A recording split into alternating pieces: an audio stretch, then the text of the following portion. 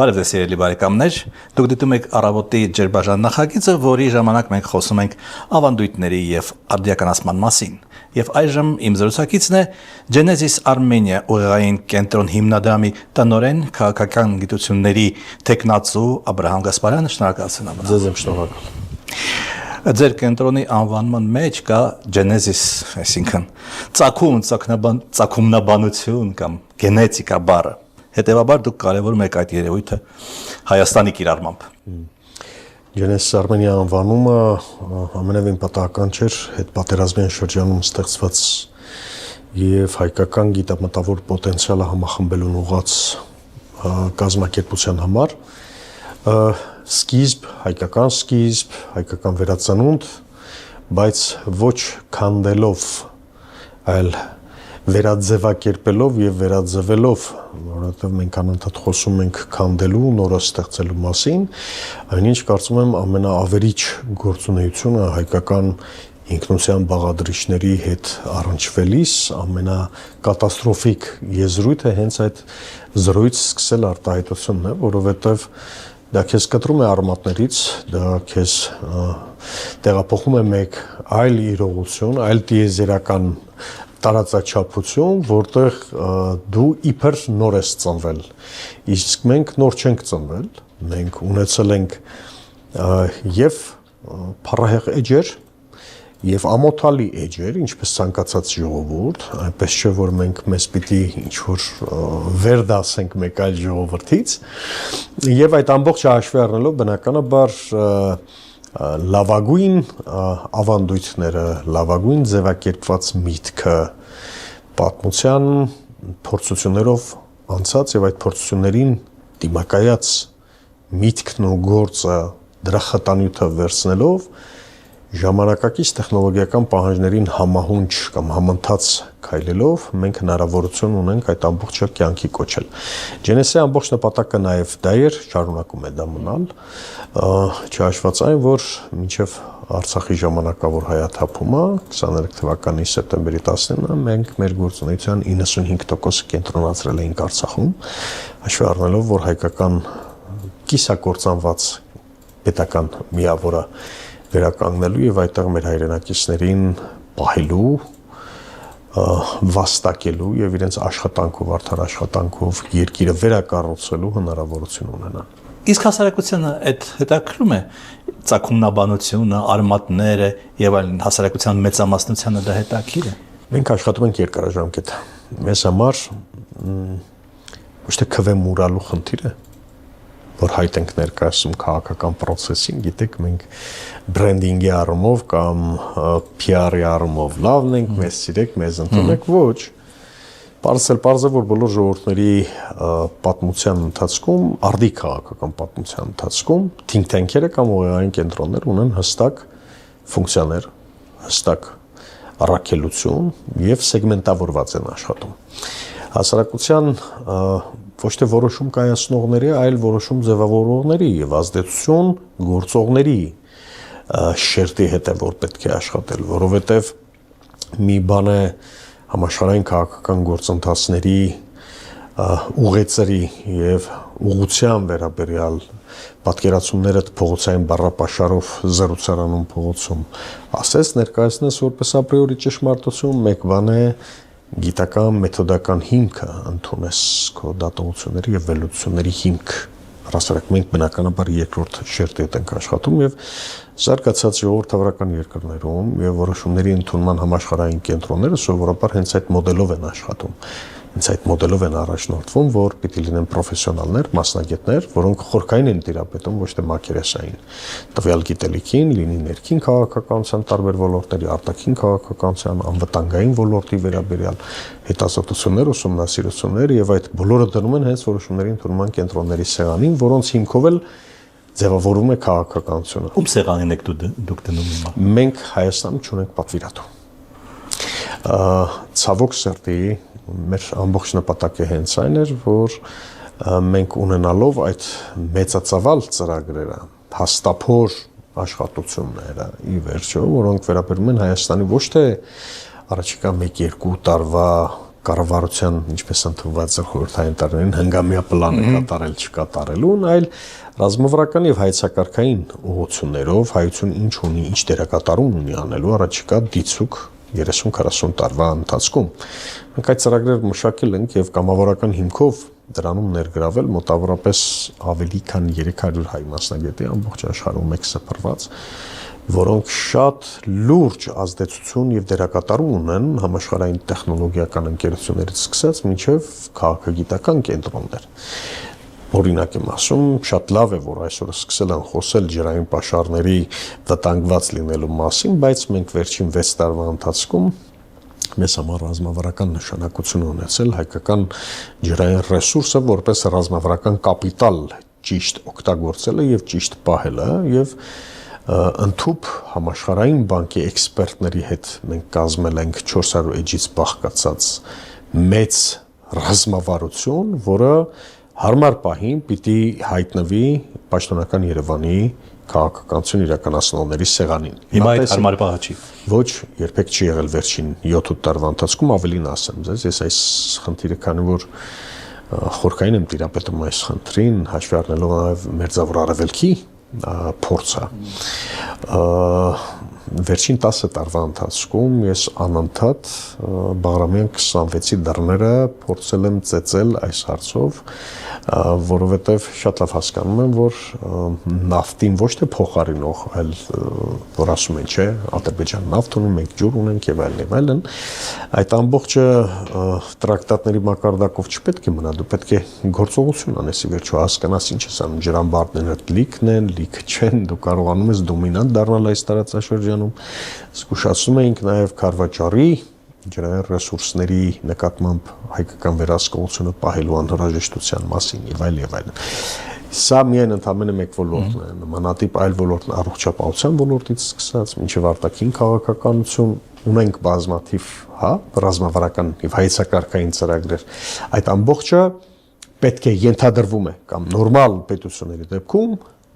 պատվիրատուն դրանց լինում է պետությունը, լինում են մեծ կորպորացիաները, բայց Հայաստանում իշխանությունը երբեք չի համարել, որ միտքն ու խելքը, փորձը կարող են հիմք հանդիսանալ պետական քաղաքականության։ Ես հասարակության մասին հարցրեցի, վերաձևակերպեմ իմ հարցը, այսպեսի մտավոր ռեկոնստրուկցիա անենք։ Ենթադրենք մեր հասարակության մեծ մասին չի հետաքրում, թե ով է իր պապը,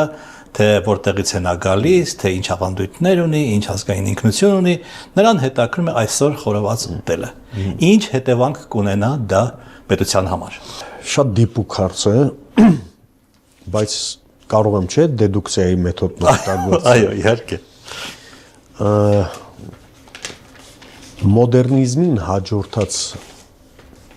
ժամանակաշրջանում դուք նաև որպես մասնագետ այդ ամբողջը գիտեք, պոստմոդեռնիստական բոլոր ժամանակահատվածներում բոլոր ժողովուրդներն էլ բնորոշ է այս վիճակը, որը կուզեք օրինակ ընդունենք Մերձավոր Արևելքի ցանկացած երկիր, Ուկրաինա, Բալկանյան որևէ պետություն, նախկին հարավսլավական բոլոր հասարակությունների մոտ շատ հետաքրքիր դիագրամա է ձևավորվել։ Եվ ինչ են արել այս պարագայում իշխանությունները եւ ինչպես են փորձել հաղթահարել։ Մեր եթե վերցնենք օրինակ, ցավոք պիտի նշեմ, որ Հայաստանում իշխանությունը չցանկացավ, որ հայ հասարակությունը հետ պատերազմյան շոկի մեջ լինի։ Սա քաղաքական հոգեբանության մեջ շատ կարևոր հանգամանք է, որովհետեւ երբ դու շոկի մեջ ես լինում, լուծումները եւ ելքի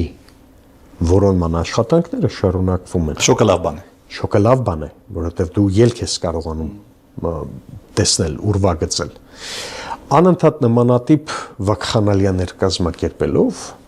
դիցուկ տարվա 365 օրը բավարար չէր, 364 օր լավ, այդ մեկ օր ապրիլ 24-ի, դրան հաջորդած 2 օրերը դու անպայման պիտի այնպիսի սրբապղծություն կատարես, որ մարդկանց թաթախես այդ ամեն ինչի մեջ եւ որպես մոդել փորձես ներկայացնել, որ տեսեք մարդիկ ուրախ են եւ իր հայտնի հայտարարությունը դրանից հետո եւ բարբերաբար վերջին մի քանի տարվա ընթացքում, որ տեսեք մենք ուրախ ենք, մենք գնում ենք դեպի խաղաղություն, մենք որևէ խնդիր չունենք, մենք կոմպլեքսներից ձերբազատվել ենք։ Նմանատիպ իրավիճակներում հայտնվել են օրինակ արաբական հասարակությունները։ Տեսեք հիմա Բեյրութում ինչ է կատարվում։ Քաղաքի արևմտյան հատվածը ամբողջությամբ հավասարվել է գետնին, արևելյան հատվածում դարձյալ վակխանալիաներն եւ հրճվանք բորենիների խրախճանք է մեծաշով։ Ես ոչ թե մեղադրում եմ կամ ասում եմ, որ մարդիկ չպետք է ուրախանան կամ չգիտեմ ինչ, բայց հանգամանքներ գոյություն ունեն, հա, որոնք պետք է անպայման հաշվի առնել։ Հիմա եթե մենք սա հաշվի չենք առնում, նշանակում է, որ ազգային ինքնության կողմնացույցը մենք կորցնում ենք։ Մենք չենք ունենում հավաքական մտածողությունը ուղղորդող, իսկ այդ ուղղորդումը պետք է լինի պետության մակարդակով։ Ոչ թե համայնքային մակարդակով։ Մենք պետության ներսում, պարոն Աբրահամյան, ստեղծում ենք համայնքներ եւ համայնքային մտածողություն ունեցող սեկտաներ։ Արդյունքը որն է լինելու սրա։ Արդյունքը լինելու է, որ մեկը մյուսին դիտարկելու է որպես թշնամի եւ համընդհանուր էգզիստենցիալ կռիվը մենք տեղայնացնելով բերում ենք կենցաղի մակարդակ, այսինքն դու մեկ կտոր ավելի խորոված կերար, դու աչք ունես իմ խորովածի կտորի վրա եւ արդյունքը լինելու է այն, որ համընդհանուր պետական ուղղությունը մենք կորցնելու ենք եւ չի լինելու այդպեսին։ Հիմա ինչու օրինակը բերեցի Լիբանան պետության 75 թվականից առաջ էլ, այսինքն քաղաքացիական պատերազմի տարիներից առաջ էլ երբեմն արևելքի Փարիզը ինչ արվեց համայնքային մտածողություն եւ յուրաքանչյուր համայնք ինքը պիտի փորձի ընդհանուր կերակրատաշտից իր բաժինը վերցնելու համընդհանուր գաղափար, ուղղորդող գաղափար, առաջնորդող գաղափար չկա որպես այդպեսին։ Մենք հիմա գնում ենք այդ ճանապարհով։ Ես սրա մասին անկեղծ շատ ավելի վաղ եմ խոսել եւ դեռևս 2016 թվականից, երբ պետական պահպանության ծառայության գնդի գրավումն էր, ես շատ լուրջ մտավախություն ունեի արդեն որպես մասնագետ նաև Մերձավոր Արևելքի գծով, Թուրքիայի գծով մասնագետ զուգահեռ կհիշեք նաև Թուրքիայում ձախողված հեղաշրջում տեղացավ։ Այդ ժամանակ ես եւ իմ բազմաթիվ հոդվածներում եւ հաղորդումներում զգուշացնում էի Հայաստանի լիբանանականացումից։ Մենք կարծես հիմա մտնում ենք այդ փուլ տաստված բնականաբար հոգու խորքում համոզված եմ, որ մենք մեր իմաստությունը ի վերջո կդրսևորենք եւ նման քայլի չենք գնա, բայց ամեն ինչ տանում է դրան, որ բաժանիր, որ տիրես սկզբունքը գերակադառնա։ Դուք համաձայնեք, որ արդիականացումը, մոդեռնիզացիան պետք է հիմնված լինի անցյալի ձեր ասած բարդույթների վերաիմաստավորման վրա։ Տեսեք, բառերի հետ որպեսի չխաղանք եւ չծամծմենք։ Ես ես պարզ ասեմ։ Հիմար են բոլոր այն ժողովուրդները, որոնք սեփական պատմությունից միայն չէ, որ դասեր կքաղեն, այլև այլոց պատմությունից դասեր չեն քաղում։ Այդ նախադասությունը դարձել է շաբլոն հայկական պատմագիտության եւ հրապարակախոսության դասեր սովորենք անցելից եւ այլն։ Դասերը ներկայից են սովորում, պատմությունը կարդում են։ Եթե մենք ասենք պատմությունից դասեր սովորենք, ուրեմն մենք մնացել ենք պատմության քարանձավներում, այսպես ասեմ։ Իսկ ինչն էր մեզ ստիպում պատմությունից դաս չսովորել։ Մենք բոլորս գիտենք 1915 թվականի հայոց ցեղասպանության եւ չդիմադրելու գինը որն էր։ Հայաստանի բնակչության 1/5-ը արևմտայի արմատներ ունի։ 1/5-ը 5-ից մեկը, այսպես ասենք, ցեղասպանության ոչրագործության ժառանգորդ է եւ հայրենազուրկ, հայրենիք կորցրած մարդ։ Արցախը մեր աչքի առջև նվիրվեց։ Այսինքն ես ուզում եմ հասկանալ, ինչ պիտի սովորեինք մենք։ Պիտի սովորեինք, որ խաղաղություն պիտի լինի, հա, եւ խաղաղության, հանուն խաղաղության մենք ամեն ինչ պիտի հանձնենք, որպեսզի լավ ապրենք։ Արցախը մեր աչքի առաջ տեղ ունեցավ։ Հայաստանի ավելի քան 400 կիլոմետր տարածք Հայաստանի տարածքի օկուպացված է։ Ինչը պիտի սովորենք էլ։ Այսինքն մենք ապրում ենք այդ ամբողջը այսօր։ Բայց գալով իմացաբանական դաշտին ձեր հարցի,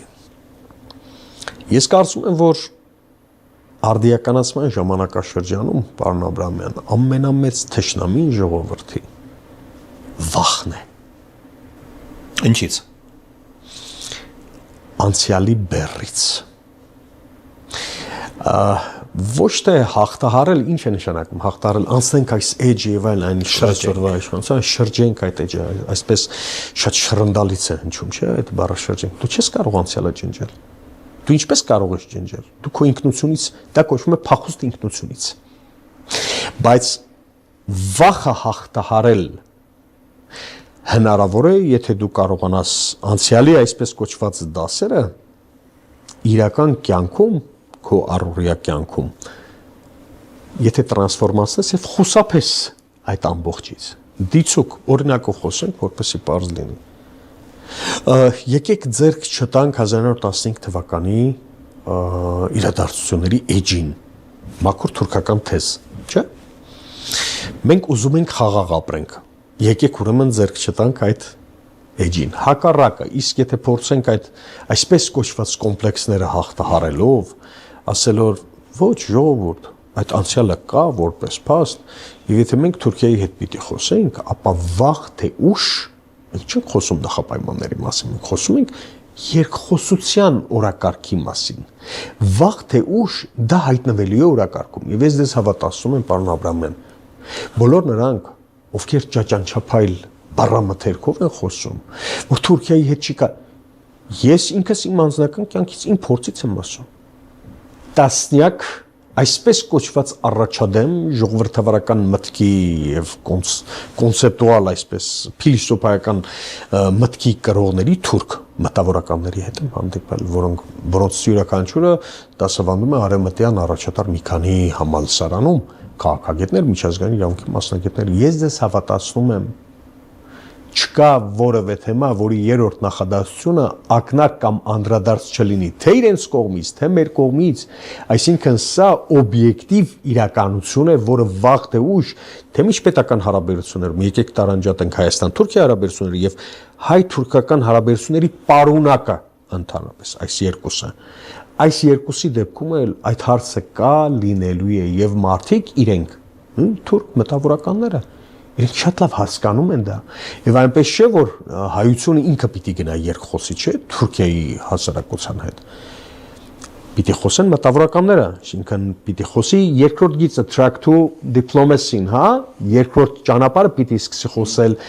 ճանապարհ հարթել, մթնոլորտը ստեղծել երկխոսության։ Իսկ այդ երկխոսության ժամանակ ինչ պիտի խոսեն բացառապես մեր ջերմուկը այդտեղ տանելու եւ թուրքական ապրանքը, որով ողողված է ամբողջ Հայաստան, ինչ անելու մասին, այսին հայ եւ թուրք ժողովուրդների ինչ ունեն խոսելու։ Երբ դիվանագիտական հարաբերություններ չկան, պիտի խոսվի նաեւ անցյալի ողբերգական իրադարձությունները չկրկնելու եւ երկրորդը Հայաստանի որպես միջազգային իրավունքի սուբյեկտի եւ ինքնիշխան պետության սուվերենիտետը պահպանելու եւ անվտանգության երաշխիքների մասին։ Հիմա եթե մենք խոսում ենք այս ամբողջը եւ մեզ ասում են կամ փորձում են հրամցնել, որ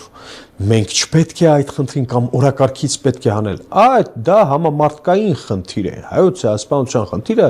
դուրս է հայ եւ թուրք ժողովուրդների բացառապես երկուսի երկխոսության օրակարգից։ Դա համամարտկային արդարության, համամարտկային եւ ցեղասպանության ոճերը չկրկնելու գլխավոր խնդիրն է։ Այլապես ինչու աշխարհը պիտի ճանաչեր եւ դատապարտեր եւ ցեղասպանությունների միջազգային միությունից սկսած մինչեւ տասնյակ խորհրդարաններ եւ պետություններ այդ խնդրին պիտի անդրադառնային։ Մթնոլորտը ասում եք, բայց մթնոլորտը ստեղծվում է նաեւ վերևի սիգնալներից։ Այդ առումով ես մեջբերեմ Փաշինյանի վերջին apրիլի 24-ի ելույթից։ Մեծ եղերնը այլոց թվում հայ ժողովրդի միջազգային խարդավանքների մեջ ներքաշելու գործելակերպի հետևանք է։ Գործելակերպ, որը մեկնարկեց 19-րդ դարի կեսերից եւ իր ողբերգական կուլմինացիային հասավ 1915 թվականին։ Այստեղ չկա ցեղասպանությունը երիտթուրքերի կառավարությունից, այսպես ասած, հեռացնելու միտում։ Դուք որպես տասնամյակների մտավորական եւ փորձ ունեցող, ես ձեզ մի բան առաջարկեմ, հանենք այդ անուն ազգանունը, տակ օրինակ գրենք Ռեջեփ Թայիփ Էրդողան կամ Ալփասլան Թուրքեշ, որևէ տարբերություն կա։ Վերջին 35 տարվա ընթացքում դուք Հայաստանի որևէ ղեկավարի ելույթ կարող եք իր կամ speech writing-ով զբաղվողները, հա, այսպես ասենք, կհամեմատեք նման ցածրորակ տեքստի հետ։ Հակապատմագիտական ես կասեի։ Եվ ընդհանրապես հակագիտական։ Այսինքն սրանք մաքուր թուրքական թեզեր են։ Թուրքերը իրենց գլխավոր շտաբի արխիվը սկսեցին մաքրել 50-ականներից, հա։ Դրան հաջորդեց նաև Արևմտյան Հայաստանում եւ Անատոլիայում քրդական 4000 գյուղի ոչնչացումը։ Այդ ընթացքում 60-ականների հայտնի դեպքերը տեղի ունեցան հայկական թաղամասերի նկատմամբ, հունական թաղամասերի նկատմամբ, երկրորդ կոտորածների, այսպես ասենք, եւ այդ ընթացքում մաքրագործեցին արխիվը, հա, այն ինչ որ կար եւ այլն։ Ինչու եմ ասում դա շատ կարեւոր է։ Ու թուրքական պատմագիտական ընկերությունը սկսեց հենց այս թեզը գեներացնել եւ համաշխարհային գիտավելուծական կենտրոններում եւ ուղեղային կենտրոններում գեներացնել հենց այս թեզը։ Այն ինչ որ այս անձնավորությունը վարչապետի աթոռնը զբաղեցնող է պրոպագանդում է եւ ասում է նույնությամբ ասում էին որ հայերը ներգրավվեցին միջազգային խարդավանքի մեջ, Ռուսաստանի հետ միացան եւ այլն, այնինչ եթե մենք այսինքն չեմ ուզում պատմագիտության դասի վերածել, բայց ես ինքս անձամբ ծանոթ եմ 1903-4 թվականից սկսած երիտ թուրքերի կամ միություն եւ առաջադիմություն կուսակցության մինչեւ Կոստանդնուպոլիս տեղափոխվելը Նիժնի Նովգորոդից սկսած մինչեւ Միջին Ասիա ինչ գործունեությամբ էին զբաղվում եւ պանթուրքիզմի գաղափարը ինչպես եկավ փոխարինելու պանիսլամիզմին, պանթուրանիզմին, հա, այդ ամբողջ պատմությունը եթե մենք եւս մեկ անգամ կարդանք, ինչի մասին թուրքերը շատ լավ գիտեն բնականաբար։ Մենք կհասկանանք, որ սա գիտական քննադատության անգամ չի դիմանում։ Չգիտի այդ անձնավորությունը Նիկոլ Փաշինյան կոչեցյալը այս թեզի կեղծ լինելու մասին իհարկե գիտի, պարզապես ինքը կատարում է հստակ պատվեր այսօրվա աշխարհաքաղաքական իմիտացիայի պայմաններում, թե իբր Թուրքիան այնքան է հզորացել, որ մեզ կարող է կուլ տալ, մենք չպետք է դիմադրենք, դրա համար Արցախը զիջեցինք եւ այլն, եւ հերթական անգամ հաճոյանալու եւ հող նախապատրաստելու ոչ թե թուրքական թեզերի մուտքին, թուրքական թեզերը այս իշխանության գալով մտել են Հայաստան, վաղուց, ընդ որում 18 թվականից առաջ են մտել եւ պարարտ հող են գտել նախորդ իշխանությունների ժամանակ։ Այլ հստակ մեսիջ են ուղարկում պաշտոնական Անկարային, որ մեզ հետ վարվեք նորմալ, մի քանի գերել ստիպեք, որ Ադրբեջանը բաց թողեն, որպեսզի ես վերարտադրվեմ, որպեսզի կարողանամ նաև սահմանադրությունը փոխել, միջից անկախության հռչակագրի հղում հանել, սա անել։ Այսինքն ինքնության պատվազրկման թեզը իրականացնելու պատասխանատվությունը այս իշխանությունը իր վրա է վերցրել։ Վերևից սիգնալը շատ կարևոր է, իհարկե շատ կարևոր է։ Հարցասետ էր։ Իհարկե շատ կարևոր է, որովհետև մասսաներին ուղղորդելու գլխավոր գործիքակազմը պետական քարոզչամեքենան է կամ ագիտպրոպն է։ Ես ինքս հանրային հեռուստաընկերությունում դուք գիտեք, պարոն Աբրամյան, 13 տարի աշխատել եմ, ավագ մեկնաբան եմ եղել, վերլուծաբան եմ եղել։ Ես ձեզ ասեմ 3 թեմա, որոնց մենք չէինք դիպչում։ Մենք ամեն ինչի մասին խոսում էինք։ 40 տարվա փորձ ունեք, շատ լավ գիտեք, մանիպուլյացիան ինչպես է արվում, սա ինչպես է արվում եւ այլն։ Ես բաց ասեմ, 3 հարց կար, որոնց մենք չենք դիպչում, որովհետեւ դա Պանդորայի արքղ էր։ Դա սրբոց էր։ Հայոց բանակ ընդհանրապես։ Մենք չգիտենք բանակում ինչ խնդիրներ կան։ Իհարկե, բայց շատ լավ գիտակցում ենք, հասկանում ենք ինչ վիճակում ենք։ Դրա համար պետք չէր, հա, մերկապարանոցի ինչ որ հայտարարություններ անել։ Հայոց եկեղեցի եւ հայոց ցեղասպանության ազգային ինքնության թեմաներ։ Այսինքն այն 3 թեմաները, որոնց դիպչում են հիմա։ Իհարկե։ Վատեր ապրում մեր հասարակությունը այդ 3 թեմաներին երբ ձեր չենք տալիս։ Իհարկե վատ չէր ապրում, հակառակը։ Համալսարանում, համայնային դեպս համալսարանում ականջկանչի Գուրգեն Մելիքյանի, մեր նահապետի, այսպես ասենք, հա։ Ուսանող չմնաց, որ ինչի տարավ Արցախ, որ ծառատունկի մասնակցի օրինակ։ Հետևանքը դա էր։ Իսկ այսօր ես ամենապարզ օրինակն եմ բերում, հա։ Գիտական, կոնֆերանսներ եւ այլն մասին չեմ խոսում։ Այսօր ինչ է անում համալսարանական երիտասարդությունը, որը դաստիարակվում է հմեկյան ագիտպրոպի ազդեցությամբ։ Ինչ անում։ Վաքանալյանների է մասնակցում։ Գուցե դատապարտում է։ Ես շատ լավ գիտեմ մեր երիտասարդության որակը նաև, բայց այն ամեն ինչ փորձում են ցուցադրել եւ իրական պատկերը թաքցնել, խնդիրը հենց այդտեղ է, հա։ Այդ ժամանակ ես շատ լավ հիշում եմ եւ գալու է այդ ժամանակը, որ նորից պետական իշխանության լրատվական, քարոզչական քաղաքականության հիմքում պիտի լինի ազգայինը, ուղղորդողը պիտի լինի։ Եթե այդ քարոզությունը չլիներ, ես ձեզ հավատացում եմ, ոչ ապրիլյան պատերազմում մենք Ռոբերտ Աբաջյանների նման տղեր կունենայինք։ Հերոսի կերպարի ճիշտ ներկայացումը, ճիշտ ցուցադրման մասին է, հա, խոսքը։ Ոչ էլ մենք կունենայինք մի հայրենասեր սերունդ, որը պատրաստ էր ատամներով պաշտպանել իր պետությունը, իր հայրենիքը եւ Սփյուռքում գոնը։ Վերջին անգամ չգիտեմ երբեք դուք Սփյուռքում եղել, բայց հետպատերազմյան մեր հայրենակիցների վիճակը շատ ողբերգական է։ Շատ իրենք չեն կարողանում իրենց գլուխը ոչ թե բարձր Իրենք նվաստացած վիճակում են, պարոն Աբրահամյան, ագիտպրոպի հետևանքն, այսինքն պետությունը ինչ քարոզի, ինչ ասի, դուք որ խորհրդային դպրոց ենք անցել, ես էլ մոտավորապես նույն մոդելով արաբական տարբերակն եմ անցել, ես շատ լավ հիշում եմ մեր դպրոցական դասագրքերում երկրորդ, երրորդ դասարանի դասագրքերից օրինակներով ինչպես էին դասյարակում հայրենասեր, ինչպես էին սոցիալական համերաշխության մասին պատմվածքներ, բանաստեղծություններ, չգիտեմ ինչեր այդ ամբողջը ներկայացում։ Այսօր վերցրեք մեր դասագրքերը։ Այսօր փորձեք համեմատել այն ամեն ինչը ինչ որ արվում է։ Պետության ղեկավարությունը սիգնալը տվեց, ազդանշանը տվեց, որ պիտի ունենա հայրենասեր սերունդ, կունենա հայրենասեր սերունդ։ Իսկ կրթությունը ամենառազմավարական եւ երկարատև խաղադրույքի, այսպես ասենք, կապիտալն է, որի արդյունքը դու ստանում ես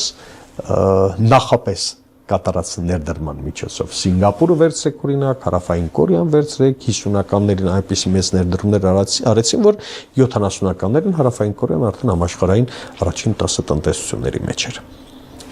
Կորելացիան շատ հստակ է։ Երկու հարց այստեղից առաջանում է։ Այդ victim blaming-ը, այդ զոհին մեղադրելը, այսպես ասած, կնպաստի զուտ պրագմատիկ առումով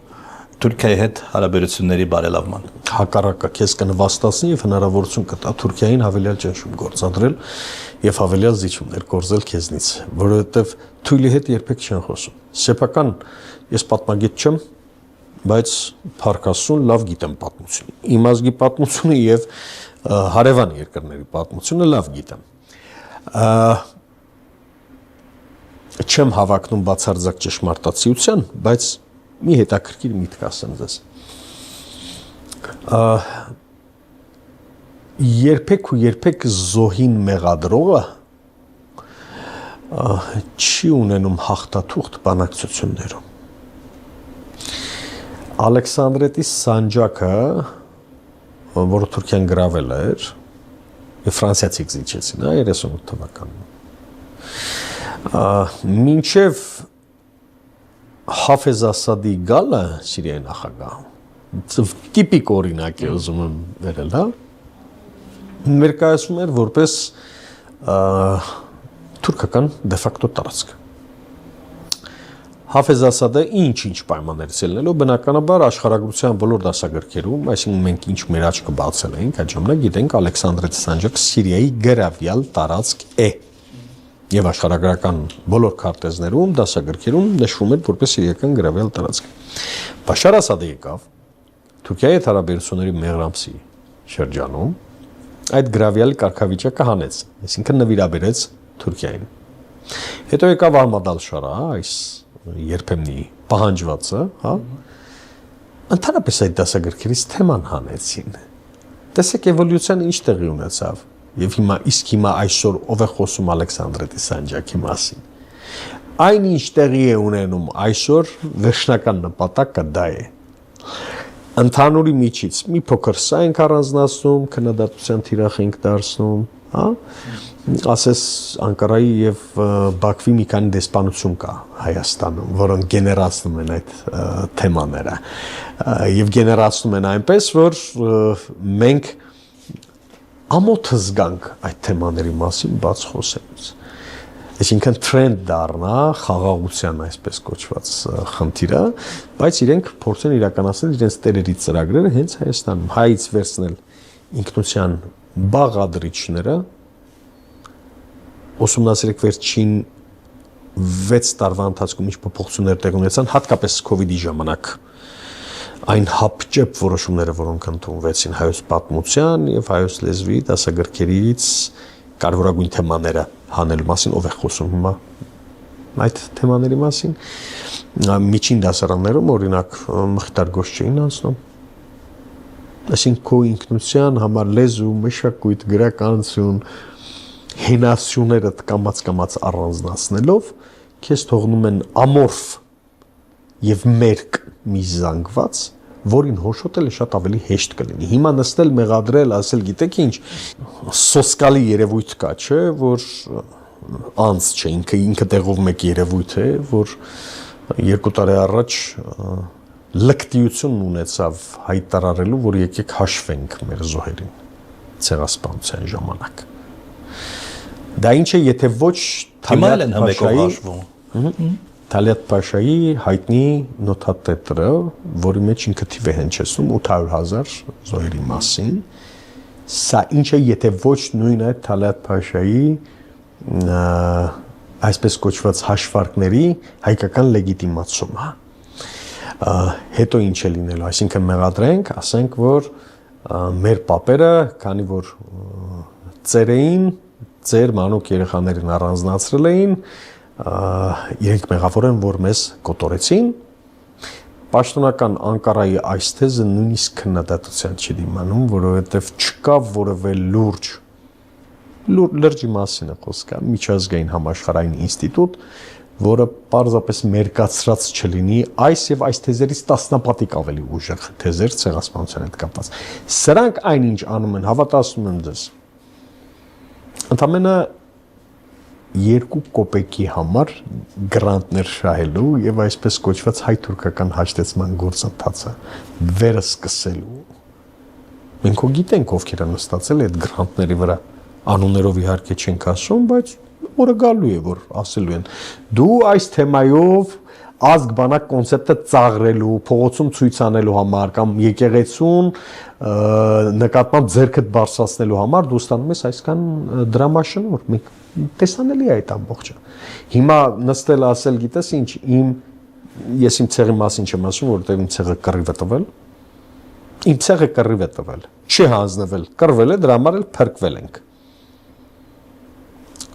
Մերոնք մենք նշեցինք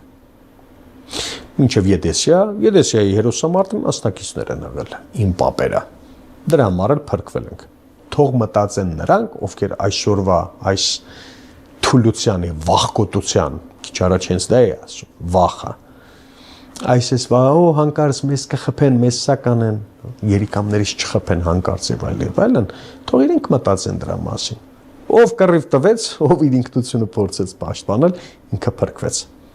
Եվ երկրորդ հարցը դրա հետ կապված, արդյոք այդ քաղաքականությունը նոր բաժանարար գծեր չի ստեղծում Հայաստանի ներսում եւ հայաստանցիների եւ սփյուռքահայերի միջեւ։ Դուք հաճախ եք լինում ի տարբերություն ինձ այնտեղ, դրա համար գիտեք այնտեղի տրամադրությունները։ Մենք մեկ ազգ ենք, ով ինչ ուզում է ասի, մեր տարբերություններով, ամեն ինչով հանդերձ, սփռվածությամբ, տարբեր աշխարհագրական եւ մտածելակերպի կրողներ լինելով հանդերձ մենք մեկ ազգ ենք, ունենք մեկ լեզու,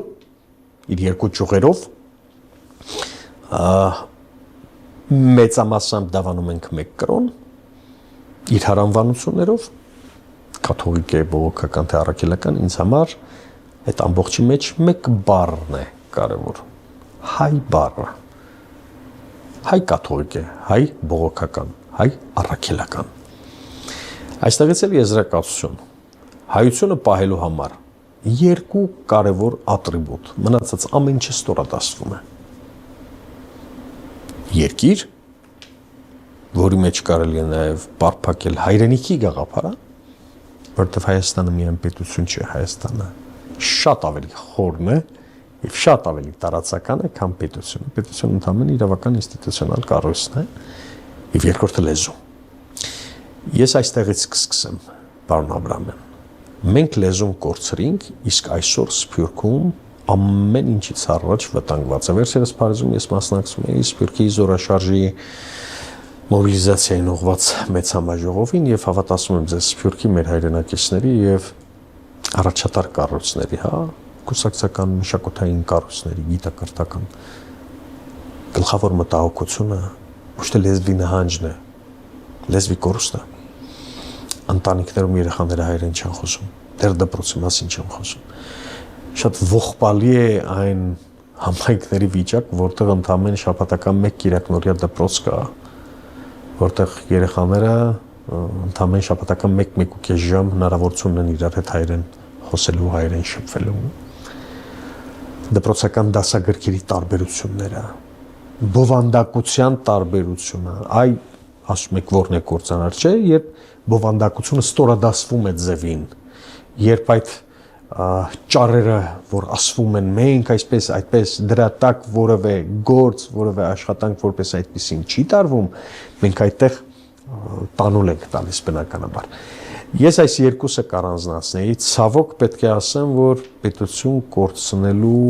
վտանգի ազդանշանները Սփյուռքի մեր հայրենակիցները շատ լավ զգում են եւ տեսնում են։ Զգում են։ Շատ լավ։ Շատ լավ զգում եմ, տեսեք, չեմ ուզում սեգմենտավորել, չեմ ուզում ասել, գիտեք, այսինչ երկրի, այսինչ հատվածում, որտեղ 90-ականներից դուրս են եկել, դեռ շարունակում են աբիժնիկ մնալ, ատելություն կամ մատ թափ տալ մեզ սովորեցնել, որ մենք ամենօրյա այս բռնապետական կարգերի զոհերն ենք բառեզբուն իմաստով, քաղաքացուց սկսած մինչև մամուլի ներկայացուցիչ, մինչև քաղաքական գործունեությամբ համարձակություն ունեցող մարդ, մեզ վրա մատ թափ տալ, սովորեցնել մենք ինչ պիտի անենք, ինչպես պիտի ապրենք եւ այլն, այդքանով հանդերձ Սփյուռքը շատ լավ զգում է տագնապի մեջ, այսպես ասեմ։ Իհարկե ավանդական Սփյուռքը շատ ավելի սուր է ընկալում այդ ամբողջը, որովհետև կայացած է իր կառույցների փիլիսոփայությունը, եւ հայրենիքի հետ կապվածությունը ոչ միայն ֆիզիկական է, նաեւ շատ ավելի խորքային եւ հոգեվոր։ Այսուհանդերձ Սփյուռքում կա այդ լուրջ մտահոգությունը եւ իրենք հասկանում են, որ այս տեմպով ամենադեպս դագաղի վերջին մեխը հայ եկեղեցու նկատմամբ կիսալուսնի արշավանքներ, որ այս իշխանությունը տանում է։ Այդ հարցին էի մոտենում, որովհետև դուք ասացիք մենք ցանցային դարում ենք ապրում, չէ՞։ Մենք արդեն այդ ցանցը ունեինք, լավ չէինք օգտագործում 35 տարի, բայց մենք ունենք հայ առաքելական եկեղեցին, որը ցանց է։ Հիմա հարվածը գնում է իմ կարծիքով հենց այդ ցանցի ուղղությամբ։ Իհարկե, որովհետև մենք 1700 տարի, գիտեք, կարող ենք շատ վիճարկել, թե ինչու մենք պիտի ընդունեինք քրիստոնեություն եւ այլն։ Ես այստեղ սխոլաստիկայի դիրքերից չեմ ուզում խոսել։ Ընդամենը մեկ բան, փաստ արձանագրեմ։ Հայ ժողովրդի պատմության մեջ չի եղել գեթ մեկ դեպք, մեկ, որտեղ ազգային հաջողությունը չունենա հայկական քրիստոնեական օրհնություն։ Նոր օրինակն եք ուզում, գրերի գյուտ, մեր մեծագույն, մեր գոյության իմաստը, մեր գրերը։ Սահակ Պարթև, Մեսրոպ Մաշտոց, որն եք ուզում Սարդարապատ, Գևորգ 5-րդ կաթողիկոս, Ավարայր, դեպքը ասեք ինձ, Ներսես Աշտարակեցի,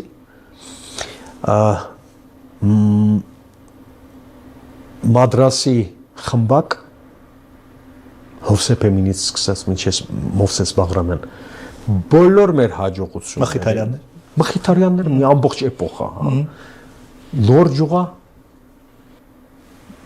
այսինքն առաջին տպագրական մեքենան դու բերես ամբողջ արևելքում, միջին արևելքում եւ դա լինի քո եկեղեցու բակում,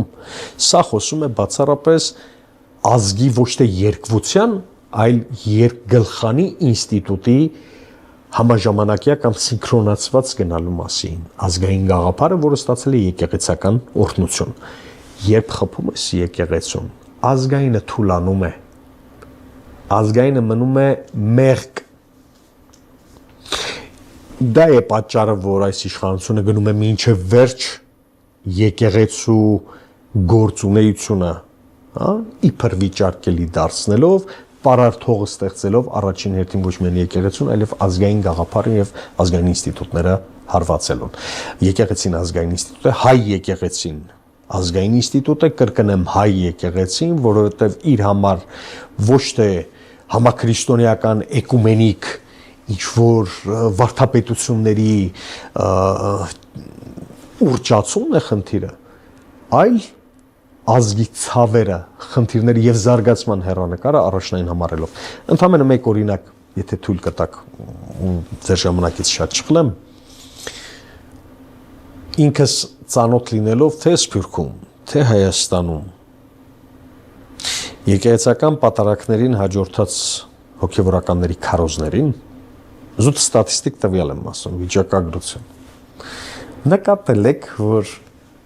սրբազան կլինի թե քահանա, քարոզի խոսույթի 95%-ը, պարոն Աբրահամյան, նվիրված է հայությանն ու ազգին ու Հայաստանին։ Անպայման, այո։ 5%-ն է միայն, որ քրիստոնեական համամարտկային սկզբունքների եւ այլնի մասին։ Սա եզակի երևույթ է, որովհետեւ ինքս գիտեմ քլդանների, ասորիների, տարբեր հին եկեղեցիների պատարակների ժամանակ ինչ քարոզներ են կարդում։ Ամբողջությամբ քրիստոնեական է այդտեղ, իսկ հայ եկեղեցու ներսում ընդհանուր հայ կաթողիկ եկեղեցու ներսում Հայն ու Հայաստանը